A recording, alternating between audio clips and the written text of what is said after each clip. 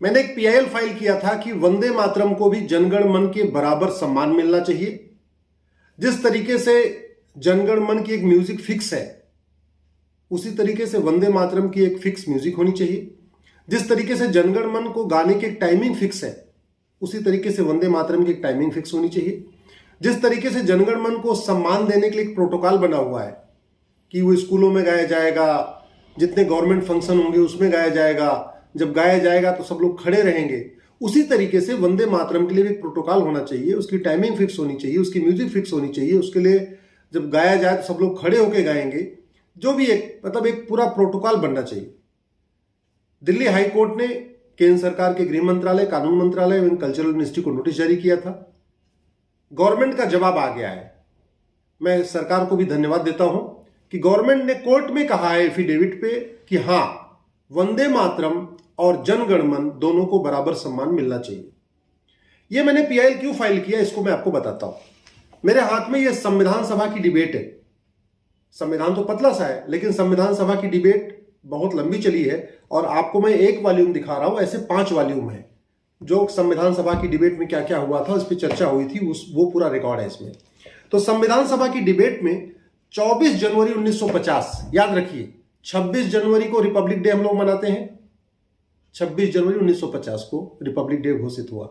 उसके 2 दिन पहले यानी 24 जनवरी 1950 को संविधान सभा की अंतिम बैठक हुई, जब पूरा संविधान बन गया। एक विषय पे झगड़ा फंसा हुआ था कि भारत का राष्ट्रगान क्या होगा, नेशनल एंथम क्या होगा। ज्यादातर लोगों का यह कहना था कि भारत का राष्ट्रगान वंदे मातरम होगा, जनगण मन नहीं, वंदे मातरम। और वो क्यों होगा, वो जो इस संविधान सभा में जो दलीलें दी गई वो मैं आपको बताता हूं। संविधान सभा में कहा गया कि 1857 की जो क्रांति हुई, जिसको मंगल पांडे जी ने शुरू किया था, उसी समय ईस्ट में और साउथ में एक सन्यासी विद्रोह भी हुआ था। जैसे मंगल पांडे जी का विद्रोह 1857 में हुआ था, ठीक उसी समय सन्यासियों ने विद्रोह किया था बंगाल की एरिया में और बिहार में, बंगाल में, झारखंड में, उस एरिया में। उसको सन्यासी विद्रोह भी कहते हैं। तो जब सन्यासी विद्रोह उधर पूरब में हुआ, मंगल पांडे जी ने यूपी में विद्रोह किया, उस समय अंग्रेजों ने एक नेशनल एंथम बनाया। उसका नाम उन्होंने रखा था God save the queen, God save the queen. इसको लेके और विद्रोह बढ़ गया कि बोले गॉड सेव द क्वीन, ये भारत का कैसे हो सकता है नेशनल एंथम, ये राष्ट्रगान कैसे हो सकता है, ये हम लोग तो इसको नहीं गाएंगे गॉड सेव द क्वीन। उसी समय बंकिम चंद्र चटर्जी जी ने तुरंत हिंदी और संस्कृत को मिक्स करके ये वंदे मातरम कंपोज किया, वंदे मातरम लिखा उन्होंने। और वंदे मातरम पूरा का पूरा जो विद्रोह का मूवमेंट शुरू हुआ अंग्रेजों के खिलाफ, वो 2 चीजें फिक्स थी। जितनी भी सभाएं होती, जितनी बैठक होती, उसमें 2 चीज होता था, वंदे मातरम, भारत माता की जय। तो वंदे मातरम एक्चुअली एक तरीके से भारत जो हमारा जन्मभूमि है उसको प्रणाम करना है। वंदे मातरम का मतलब मैं अपनी जन्मभूमि को प्रणाम करता हूं, मैं अपनी जन्मभूमि को नमन करता हूं, मैं अपनी जन्मभूमि की पूजा करता हूं, ये मतलब वंदे मातरम का है। तो जितना आजादी का मूवमेंट हुआ था वो वंदे मातरम, भारत माता की जय से हुआ था। एक समय ऐसा आया था अंग्रेजों ने वंदे मातरम और भारत माता की जय शब्दों को बैन कर दिया था, बोला था इसको पब्लिकली कोई बोलेगा ही नहीं। बंकिम चंद्र चटर्जी ने जब ये कविता लिखी, उसके बाद जितने कांग्रेस के सेशन हुए थे, हर 5 साल के बाद कांग्रेस की एक मीटिंग होती थी। उस मीटिंग में जो सबसे पहले मीटिंग की शुरुआत होती थी वंदे मातरम से होती थी। 1896 में 1896 में जो कांग्रेस का सेशन हुआ था, उसमें रविन्द्रनाथ टैगोर जी ने वंदे मातरम गाया था। 1901 में यानी 5 साल के बाद जो अगला कांग्रेस का सेशन हुआ, सेकंड जो कांग्रेस का बैठक हुई थी 5 साल के बाद, उसमें दक्षिणाचरण सेन जी ने वंदे मातरम गाया। फिर 1905 में जो कांग्रेस का सेशन हुआ उसमें सरला देवी जी ने गाया था।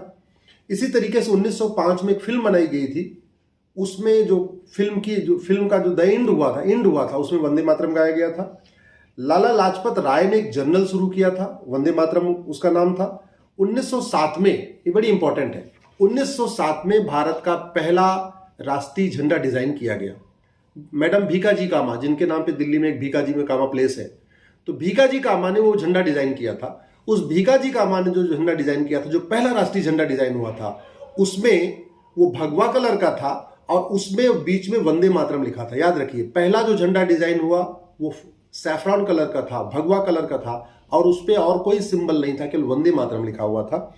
इसी तरीके से राम प्रसाद बिस्मिल जी ने गजल लिखी थी, वो वंदे मातरम थी। अखबार निकलता था, उसका नाम वंदे मातरम था। तो कुल मिला के पूरा का पूरा जो हमारा आजादी का मूवमेंट था वो वंदे मातरम भारत माता की जय पे था। लेकिन जब 24 जनवरी को जब यहां बैठक शुरू हुई तो वहां पे कुछ तथाकथित हमारे संविधान सभा में शामिल लोगों ने, मैं तुमको कहता हूं उनको स्टॉकहोम सिंड्रोम था। ऐसे बहुत सारे लोग हैं हमारे देश में, आज भी हैं, जिनको किसी को, बहुत सारे लोगों को स्टॉकहोम सिंड्रोम था। तो जो लोग स्टॉकहोम सिंड्रोम से पीड़ित लोग थे, उन्होंने बोला नहीं नहीं नहीं, जनगण मन गाना चाहिए। उसका विरोध किया गया। उन्होंने कहा भी कि जनगण मन शासक की वंदना है और वंदे मातरम राष्ट्र वंदना है। यह अंतर है दोनों में। जनगण मन में हम अपनी जन्मभूमि की वंदना नहीं करते, जनगण मन शासक की वंदना है। वहीं वंदे मातरम राष्ट्र वंदना है, हम अपनी जन्मभूमि को प्रणाम करते हैं, उसकी आराधना करते हैं। तो जब डिस्प्यूट बढ़ा और डॉक्टर राजेंद्र प्रसाद जी थे संविधान सभा के जो अध्यक्ष थे, उस दिन वो प्रिसाइड कर रहे थे, तो उन्होंने एक बीच का रास्ता निकाला। उन्होंने कहा कि ठीक है, जनगण मन हमारा नेशनल एंथम होगा, लेकिन वंदे मातरम को भी बराबर सम्मान मिलेगा, उसको भी एकदम बराबर इज्जत मिलेगी। लेकिन जब बाद में कानून बना नेशनल ऑनर एक्ट, उसमें जनगण मन को तो शामिल किया, वंदे मातरम को छोड़ दिया। तो इसका नतीजा यह हुआ, फिल्म वाले वंदे मातरम को अलग तरीके से गा रहे हैं, कॉमेडियन वंदे मातरम को अलग तरीके से गाते हैं, पॉलिटिकल पार्टियां उसको अलग तरीके से वंदे मातरम को यूज करती हैं, अलग तरीके से उसको बोलती हैं। कोई प्रोटोकॉल बना ही नहीं। इसलिए मैंने पीआईएल फाइल किया, और पीआईएल में जो ऑर्डर हुआ था, जो पहला ऑर्डर हुआ था, उसमें भी कोर्ट ने ये जो संविधान सभा की जो 24 जनवरी 1950 की डिबेट का जो पार्ट था, जिसमें उन्होंने कहा था, डॉक्टर राजेंद्र प्रसाद ने स्टेटमेंट जो दिया था, there is one matter which has been pending for discussion, namely the question of the national anthem. At one time it was thought that the matter might be brought up before the house and decision taken by the house by way of resolution. उन्होंने कहा कि एक मामला pending रह गया है कि हमारे देश का नेशनल एंथम क्या होगा, राष्ट्रगान क्या होगा। पहले ये हुआ था कि इस पे चर्चा हो, इस पे बहस हो, इस पे वोटिंग हो, लेकिन अब हमें लगता है कि नहीं, हम इस पे स्टेटमेंट दे देंगे। और वो स्टेटमेंट उन्होंने दिया कि Janagana Mana is the national anthem of India subject to such condition, but the song Vande Mataram, which has played a historic part in the struggle for Indian freedom, shall be honored equally with Jangan Man and shall have equal status with it. ये उन्होंने कहा कि भाई, उन्होंने जनगण मन के बारे में तो बहुत ज़्यादा नहीं बोला, लेकिन वंदे मातरम के लिए बोला कि ये बहुत हिस्टोरिक रोल इसने प्ले किया है हमारे फ्रीडम स्ट्रगल में, इसलिए इसको बराबर का सम्मान मिलेगा। अनफॉर्चुनेटली वंदे मातरम के लिए कोई प्रोटोकॉल नहीं बना, कोई फिक्स म्यूजिक नहीं हुई, कोई उसका कैसे उसको गाया जाएगा, कब कब गाया जाएगा, स्कूलों में गाया जाएगा, पब्लिक मीटिंग्स में गाया जाएगा, गवर्नमेंट के फंक्शंस में गाया जाएगा, कोई प्रोटोकॉल नहीं बना।